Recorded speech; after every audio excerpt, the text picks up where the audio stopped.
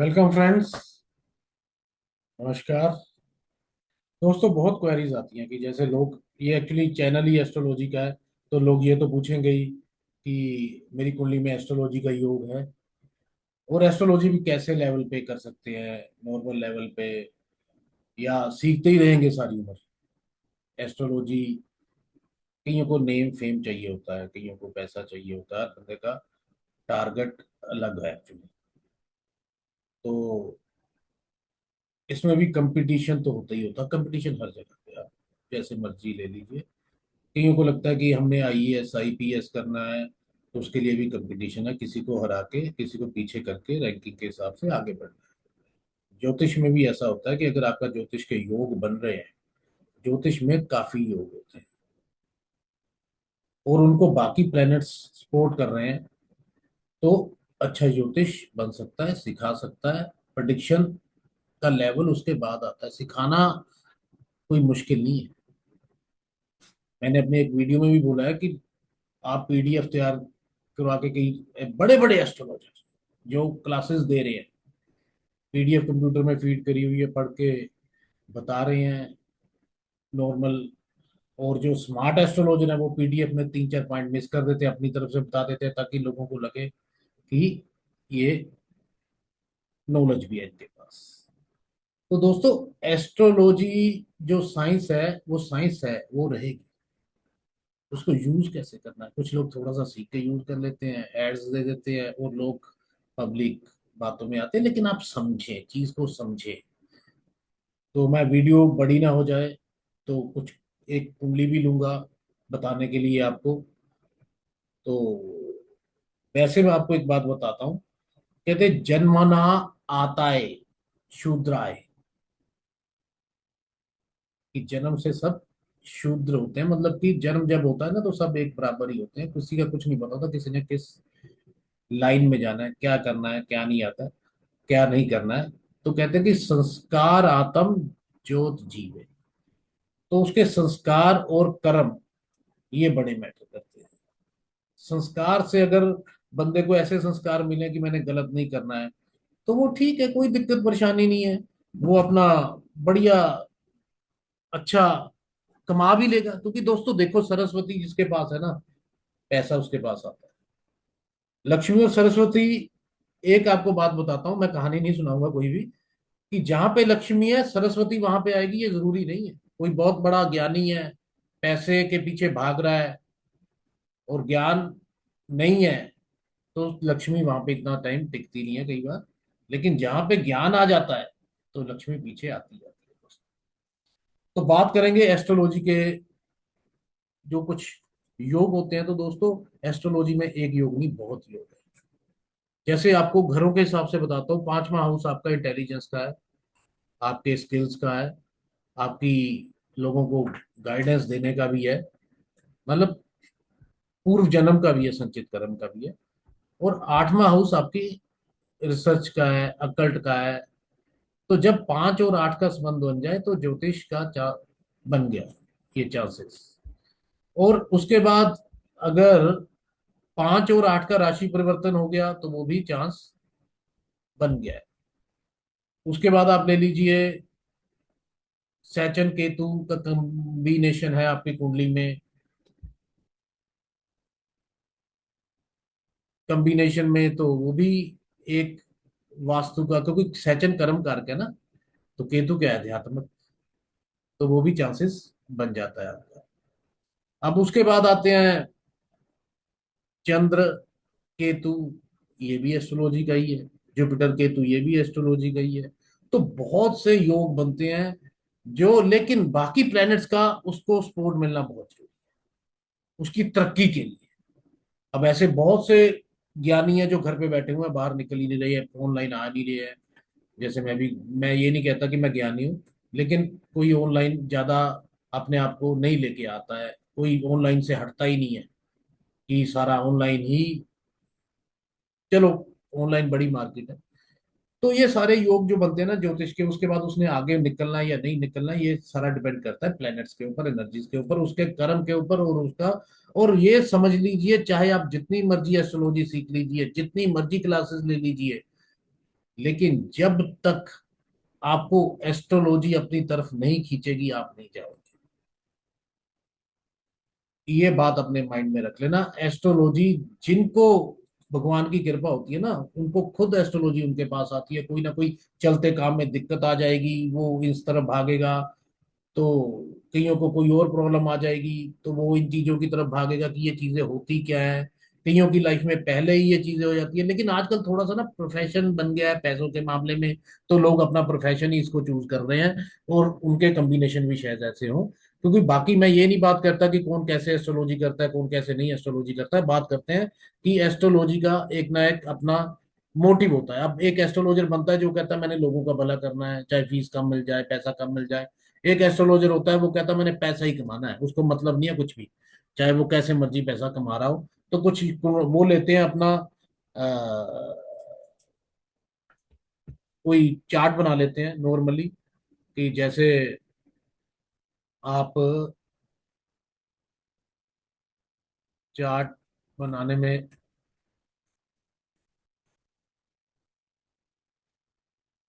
1 minute दोस्तों।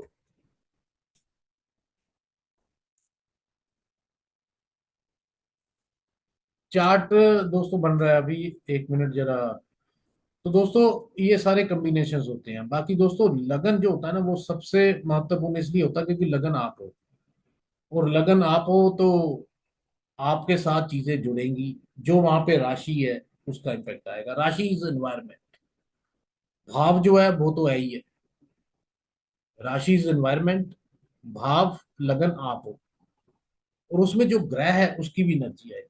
तो दोस्तों चार पांच चीजें जरूर रखना याद में। जो पाप ग्रह है, अगर किसी प्लेनेट की पोजीशन अच्छी है, तो पाप ग्रहों की दृष्टि है तो अच्छे से अच्छे योग भी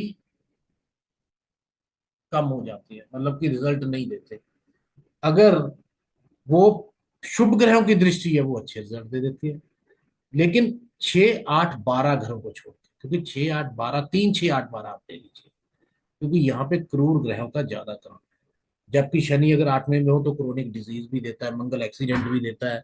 ये चीजें पॉजिटिव नेगेटिव होती हैं, और ये आपको समझ नहीं आनी चाहिए। कोई आपको पॉजिटिव बोल देता है तो उसका नेगेटिव साइड भी होगा। जो आपको पॉजिटिव नेगेटिव बता दे, समझ लीजिए कि, और वो एक्यूरेट भी हो थोड़ा सा।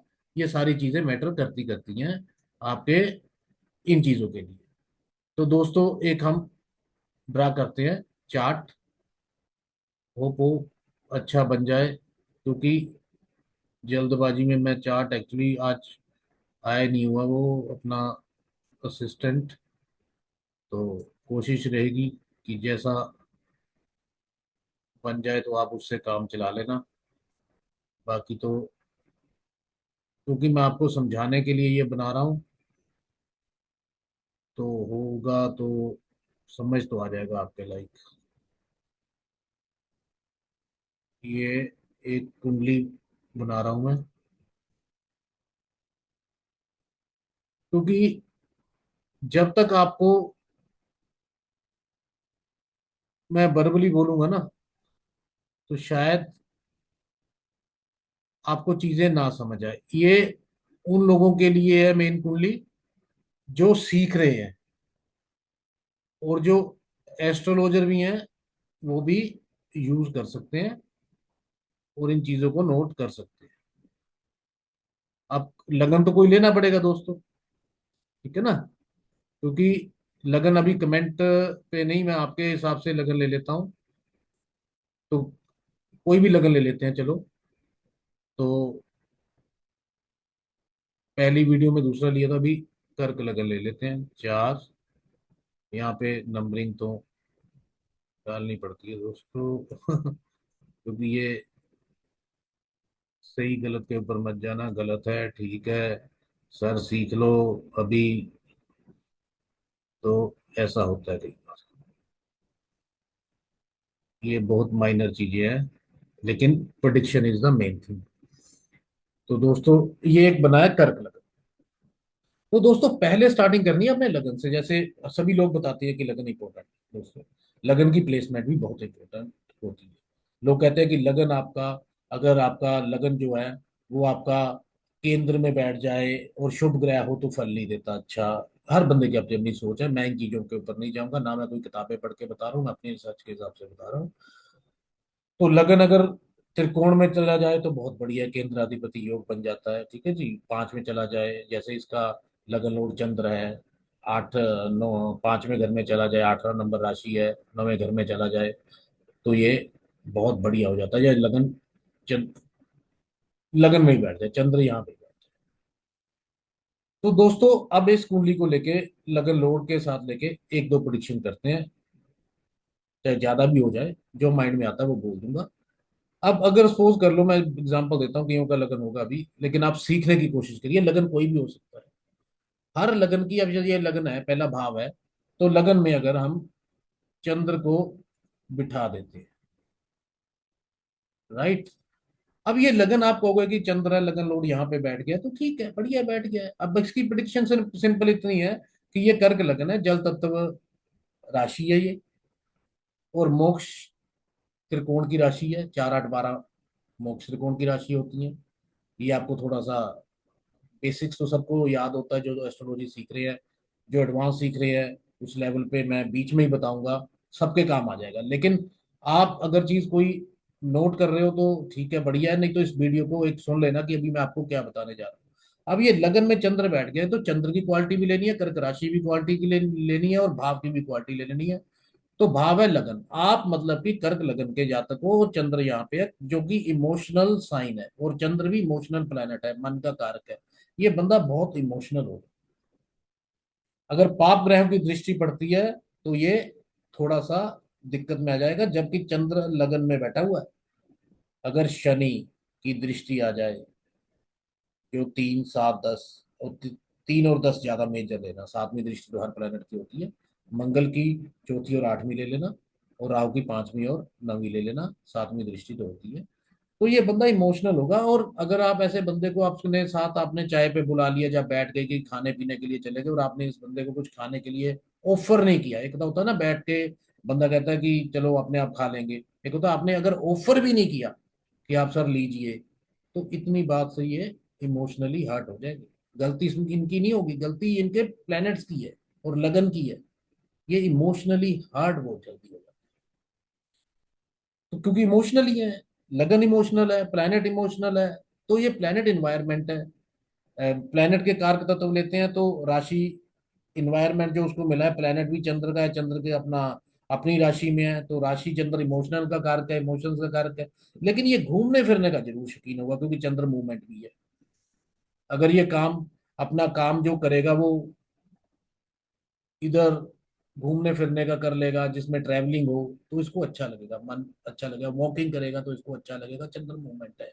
तो ज्यादा डिटेल में नहीं जाता, क्योंकि क्लासेस में तो 2 2 घंटे में सारी चीजें कुंडली प्रॉपर जाती है। लेकिन अभी मैं आपको प्रॉपर कुंडली समझा नहीं पाऊंगा, क्योंकि उसी में ही 20 25, क्योंकि मुझे बताने में तो 15 मिनट लगेंगे कुंडली के बारे में पूरा, लेकिन उसको समझाने में 25 30 मिनट लग जाएंगे।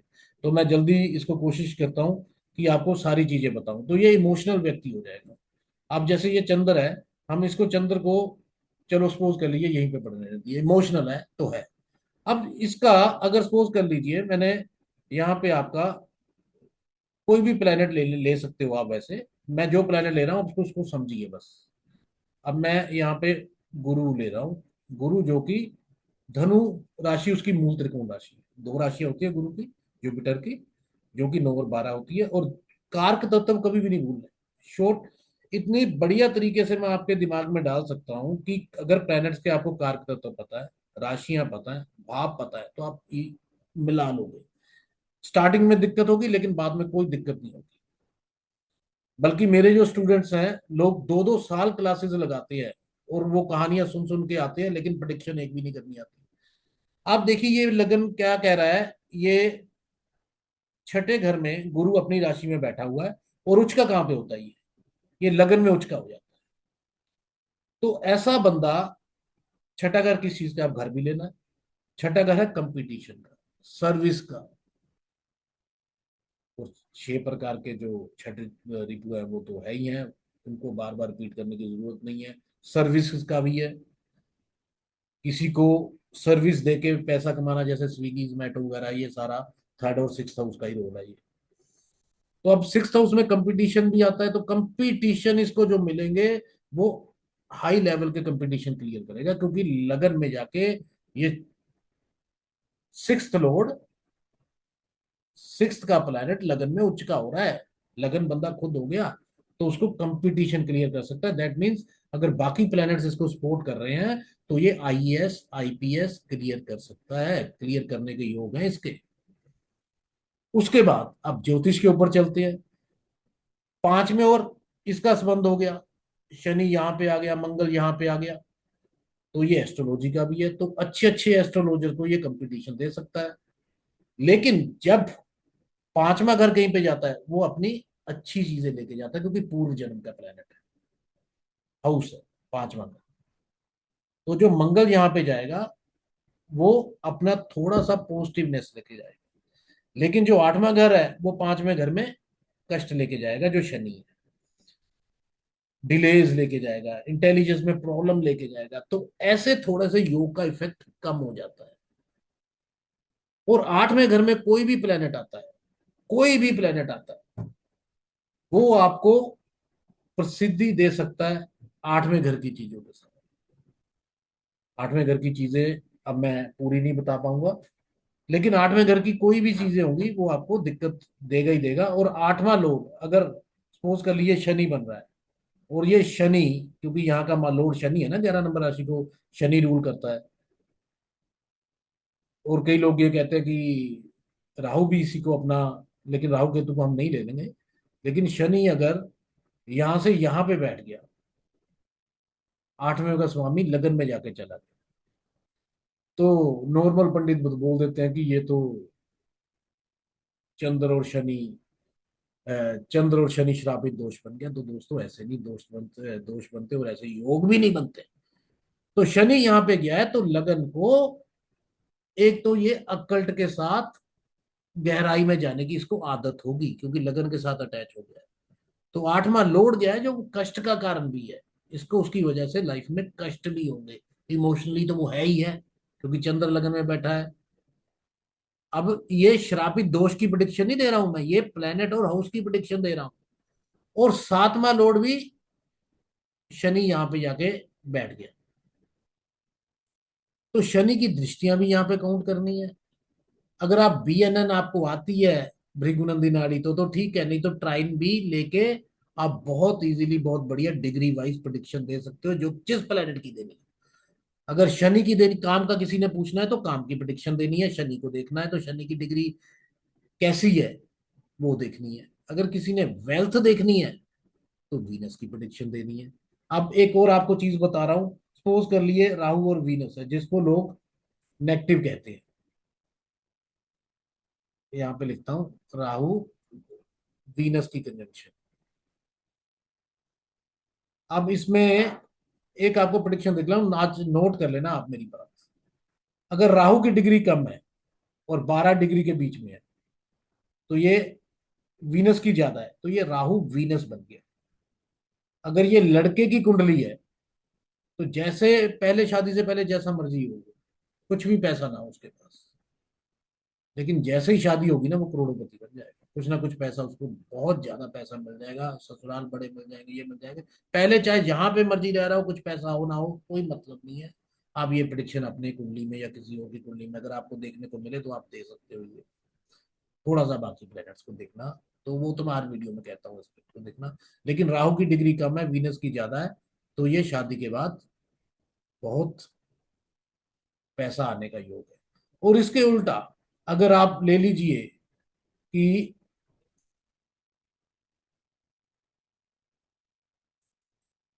वीनस की डिग्री कम है और राहु की ज्यादा है, इसको हम कंजंक्शन को कहते हैं, इसको हम कंजंक्शन को कहते हैं। राहु जब डिग्री कम होती है तो प्लेनेट को पहले गिना जाता है, ठीक है। जब डिग्री ज्यादा होती है तो प्लेनेट को बाद में, जब राहु की डिग्री ज्यादा हो, जैसे वीनस की 8 डिग्री है, राहु की 15 डिग्री है। राहु केतु रिट्रोग्रेड होते हैं, बाकी प्लैनेट्स कुंडली से पता चलता है रिट्रोग्रेशन का। तो जैसे पहले जितना मर्जी ये पैसे वाला हो, लेकिन जैसे शादी होगी इसकी लाइफ में दिक्कत आ जाएगी। शादी के बाद कहते हैं ना कि जैसे ही लड़की हुई, संतान पैदा हुआ, कुछ हुआ, कोई भी इवेंट आपकी लाइफ में बहुत कुछ शो करता है। एवरी थिंग इज पॉसिबल और नॉट पॉसिबल, लेकिन तुक्के से एस्ट्रोलॉजी नहीं होती। और नथिंग इज कंफर्म्ड और nothing is non confirmed. Prediction एक चीज से चेंज हो जाती है, लेकिन वो प्रोडिक्शन का पता होना चाहिए कि कौन सी चीज कंफर्म्ड है। कोई राजनेता होते हैं, कोई पॉलिटिशियन होते हैं, कोई कुछ होता है, एकदम टाइम बढ़िया चल रहा होता है, एकदम टाइम टाइम उसके बाद उसका ऐसा आ जाता है कि उसको पता ही नहीं चलता कि भाई क्या हो गया। तो हम इसमें ये कहते हैं कि भाई अगर टाइमली आप सजेशन ले लो, सलाह ले लो, तो ये आपके लिए बढ़िया है। ठीक है, क्योंकि ये प्लैनेट्स की दशा अंतरदशा के हिसाब से है। क्योंकि इसको बोले, क्योंकि ये अंतरदशा, ये अंतरदशा दशा क्या है? अंतरदशा आपका कोल कालखंड है इतनी। ये अगर किसी जुपिटर की 16 साल की दशा है, वो इस 16 साल में आपने कहां तक पहुंचना है, इस वीडियो को इधर ले लो। उस 16 साल में आपने कहां तक पहुंचना है। और अगर उसके बाद अंतरदशाएं भी आती हैं हर प्लैनेट्स की। अगर सूर्य की महादशा 6 साल की है तो अंतरदशाएं छोटी है। अगर मंगल की 7 साल की है तो अंतरदशाएं छोटी आएगी। शुक्र की 20 साल की है तो अंतरदशाएं बड़ी आएगी। तो वो उतने टाइम पीरियड में आपने कहां से किस लेवल पे पहुंचना है। बाई चांस आपके उसके बाद प्लेनेट के बाद एकदम एट लॉर्ड की दशा आ गई, तो लाइफ में ट्रांसफॉर्मेशन आ जाएगी आपकी लाइफ। और सॉफ्ट प्लेनेट जो है ना, उनको कष्ट थोड़ा कम होता है, लेकिन ग्रोथ भी कम होती है। और तभी हम कहते हैं कि 3 6 8 12 में अगर पाप प्लेनेट है, तो दिक्कत अगर बड़ी आएगी ना, तो मुकाम भी बड़ा मिलेगा। ये पाप प्लेनेट लड़ना जानते हैं, लड़के लेना चाहते हैं। शुभ प्लेनेट इतना पावर नहीं होती, वो कहते हैं ठीक है यार, जितना तूने दे दिया ठीक है, जितना हो गया ठीक है। लेकिन पाप प्लेनेट ऐसे बिहेव नहीं करते। बाकी 6 8 12 में आपको विपरीत राजयोग मैंने बताया है इससे पहले, नेक्स्ट वीडियो में वो देख लेना। अगर वो बन रहा हो तो वो एकदम चेंज कर देता है सिस्टम को। वैसे भी 8 में लोड की, या 8 में घर में जो प्लेनेट है, उसकी दशा में ट्रांसफॉर्मेशन, दिक्कत, कष्ट आएगा। वो प्लेनेट जिस चीज का भी कारक है, आप इस प्लेनेट इसमें देख लीजिए, किसी को भी बिठा लीजिए, सूर्य को बिठा लीजिए, चलो उसकी एग्जांपल आपको मैंने दी है। अब आप सूर्य को बिठा लीजिए यहाँ पे, एक मिनट, ये ना थोड़ा सा वो करता है।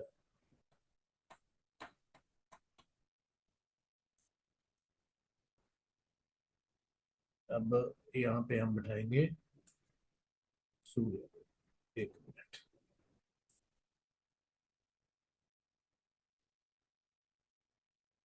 सूर्य को बिठा। अब ये सूर्य क्या कह रहा है, ये सेकंड का लोड एट्थ में आ गया। अब घर भी लेना है, कारक तत्व भी लेना है, राशि भी लेनी है। तो जब भी सूर्य की महादशा चलेगी, और अंतरदशा को भी काउंट कर लेना, तब पिता को कष्ट आएगा। अगर किसी लड़के या की कुंडली है, अगर उसकी लाइफ में ये दशा निकल गई है, तो वो देखना फादर को दिक्कत आई होगी। तो ऐसी कोई भी लगन हो, कोई भी लगन हो, प्लेनेट कहीं भी उच्च हो सकता है, कहीं भी नीचे हो सकता है, उसका लिंक अलग है, मतलब अलग है, प्रोडिक्शन अलग है।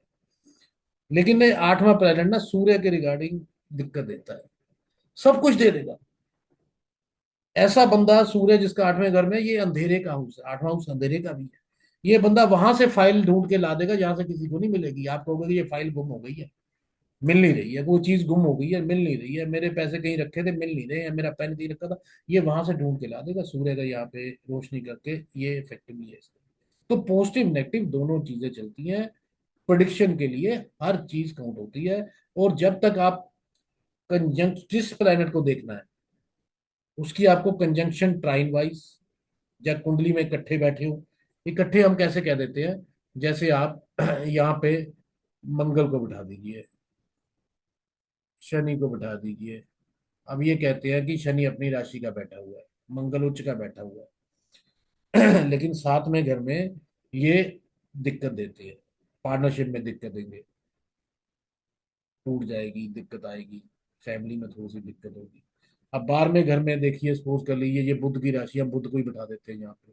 अगर विपरीत राजयोग बन रहा है, नहीं बन रहा है इसमें तो, हाँ विपरीत, आप अपने घर में ही बैठा हुआ है तो विपरीत राजयोग बन रहा है, और पाप ग्रह की इसके ऊपर दृष्टि चाहिए। तो ये 12वां घर को पहले आप ले लीजिए। 12वां घर आपका आइसोलेशन का है, आपका हॉस्पिटल्स का है, एनजीओ का है, दान का है दोस्तों। उसके बाद येल यात्रा का भी है, फॉरेन का भी है, बहुत चीजें इसमें मैटर करती है दोस्तों। अब ये घर तीसरे घर का लॉर्ड बन के 12वें में चला गया। जितने एफर्ट करेंगे ना, वो पूरा रिजल्ट नहीं मिलेगा, क्योंकि 12वां घर एक मुक्ति है, इसको मोक्ष का घर भी कहते हैं। एफर्ट्स पूरे का रिजल्ट नहीं कभी मिलता। और तीसरा घर क्या है? डॉक्यूमेंटेशन। डॉक्यूमेंटेशन में ध्यान देना पड़ेगा। डॉक्यूमेंटेशन में कहीं ना कोई दिक्कत आ जाएगी, छूट जाएगा, कुछ रह गया, चलने लगे, कुछ भूल गए, तो कागजों में वैसे भी ध्यान देना चाहिए। अगर ऐसे बुद्ध आ जाए, ये तो आगे की बातें होगी ना, लेकिन सिंपल आपको मैं वीडियो में ये बता रहा हूँ कि हर चीज मैटर करती है। अब बुध 12वें में होगा, तीसरा है एफर्ट करेगा, बोलेगा ज्यादा, क्योंकि बुध वाणी का कारक है, कम्युनिकेशन का कारक है, बिजनेस का कारक है। अगर ये एफर्ट करे और फॉरेन में इन्वेस्टमेंट करे तो बहुत बढ़िया। एफर्ट करके इन्वेस्टमेंट करे, बार बार इन्वेस्टमेंट का भी है तो अच्छा है। व्यापार करे एमएनसी कंपनी में, फॉरेन कंपनी में, 12वें घर से जुड़ जाए तो ज्यादा बढ़िया है। लोगों की सेवा करे, संस्था में जुड़ जाए, कोई मंदिरों में होती है कुछ, तो अच्छा है। एफर्ट्स अच्छी जगह पे लग रहे हैं। दान का बहुत बड़ा महत्व होता है। कई बार आपने सुना होगा कि पैसा जो होता है ना, वो किसी ना किसी तरीके से चला जाता है। सबसे बढ़िया चीज यही है कि उसको थोड़ा सा दान करके बैलेंस कर दो, बार में घर अपना बैलेंस कर लो, बाकी प्लैनेट्स भी बैलेंस हो जाएंगे। बड़े लोग, जितने भी नेता है या बिजनेसमैन है, वो दान को बरकरार ही रखते हैं, जो देना हो दे देते हैं थोड़ा सा। बाकी दिल की भी बात होती है, क्योंकि हर की एनर्जी अपनी अपनी होती है। प्लैनेट्स होते हैं ना, सब प्लैनेट्स एनर्जी है, कोई प्लैनेट्स डराने वाली चीज नहीं है। उसको कैसे यूज करना है डिपेंड ये करता है। उसके बाद दान, दान अगर आप नहीं कहा तो आप भोग ले। अगर आप भोगे नहीं तो शरीर ने जाना है, तो पैसा कहाँ टिकेगा, तो वो एकदम दूसरी तीसरी चौथी नस्ल नष्ट कर दे। 100 100 किले वाला लोग बंदा जीरो पे आता हुआ देखा हुआ है, जीरो वाला बंदा ऊपर जाता हुआ देखा है। तो जो ऊपर जाते हैं उनमें रोल है तीसरे हाउस का, छठे हाउस का, ऊपर जाने के लिए मटीरियलिस्टिक गेम में। इसमें लेकिन हेल्थ की इशू आते हैं। 6 3 6 10 11, इनके लोड आपस में एक दूसरे में बैठ जाए, लगन स्ट्रांग हो, तो वो ऊपर जाते हैं, अपनी मेहनत से ऊपर जाते हैं। लेकिन मटीरियलिस्टिक चीजों में, नॉन लिविंग चीजों में, लिविंग चीजों में नहीं। आप 12वें घर में ही अगर आप ले लीजिए बुध की जगह, चलो यही से मैं इसको रब कर देता हूँ, मंगल बैठ जाए। अगर आपको D9 चार्ट देखना है तो ठीक देख लीजिए, क्योंकि 5 6 मिनट के बाद D9 चार्ट चेंज हो जाता है। ठीक है, ये मैं आपको बता देता हूँ, लेकिन मुझे समझाने में कोई दिक्कत नहीं है। तो मंगल बैठ जाए, शनि बैठ जाए, तो ऐसे लोगों को ना, शनि क्या है? कर्म, 12वें घर से कर्म जुड़ गया। ये लोग एनजीओ में जुड़ जाते हैं, मेहनत अपनी वहां पे लगाते हैं। लेकिन ये भी देखना है कि ये मंगल अगर पराक्रम का प्लेनेट है, मेहनत का प्लेनेट है, शनि कर्म का प्लेनेट है, ये लॉर्ड किन घरों के है? 10वें घर का लॉर्ड मंगल है, काम उसका 12वें घर से जुड़ गया। शनि 7वें और 8वें घर का लॉर्ड है। तो 8वें घर का लॉर्ड अगर 12वें में चला जाए, वो दिक्कत भी देता है। तो ये बाहर लोगों की सेवा करने में इनको मजा आएगा। और कई लोग बड़े कंफ्यूज होते हैं राहु की पोजीशन को लेके, केतु की पोजीशन को लेके, और राहु केतु क्या रिजल्ट दे रहे हैं, लोग भ्रमित करते हैं, ये करते हैं। कुछ भी डरने वाली बात नहीं है दोस्तों। राहु एक ऐसा प्लेनेट है जो अगर छठे घर में बैठ जाए और गुरु लगन में बैठ जाए, और गुरु रिट्रोग्रेड ना हो, राहु तो रिट्रोग्रेड ही होता है, तो ये अष्ट लक्ष्मी योग बनाता है। जैसे कि आपको 8 प्रकार की लक्ष्मी मिलती है, जिसमें एक लोग धन लक्ष्मी के पीछे भागते हैं, धन सिर्फ धन चाहिए। इसके बाद 8 प्रकार की ऐसा बंदे को जो लक्ष्मी मिलती है, धन लक्ष्मी, धान्य, खाना पीना, जो घर में कमी नहीं होती, धन, धान्य, विजय लक्ष्मी, आप विजय हो जाते हो, ज्ञान लक्ष्मी, नॉलेज आ जाती है। ऐसे 8 प्रकार की लक्ष्मी राहु देने में सक्षम है। तो दोस्तों इस वीडियो को मैं समाप्त करता हूँ। नेक्स्ट वीडियो में जब कभी टाइम मिलेगा, अगर अच्छा रिस्पॉन्स मिला तो कुंडली प्रॉपर डिस्कस करेंगे। बाकी क्लासेस में तो मैं डिस्कस करता हूँ, क्योंकि समझ आ जाएगी। लेकिन यहाँ पे थोड़ा सा लगन को ही लेकर डिस्कस करना पड़ेगा, क्योंकि लंबी हो जाती है वीडियो। मुझे तो ये भी लगता है कि लंबी हो गई, लेकिन आप सुनिए और अच्छा लगे तो सब्सक्राइब कीजिए। Okay, thanks.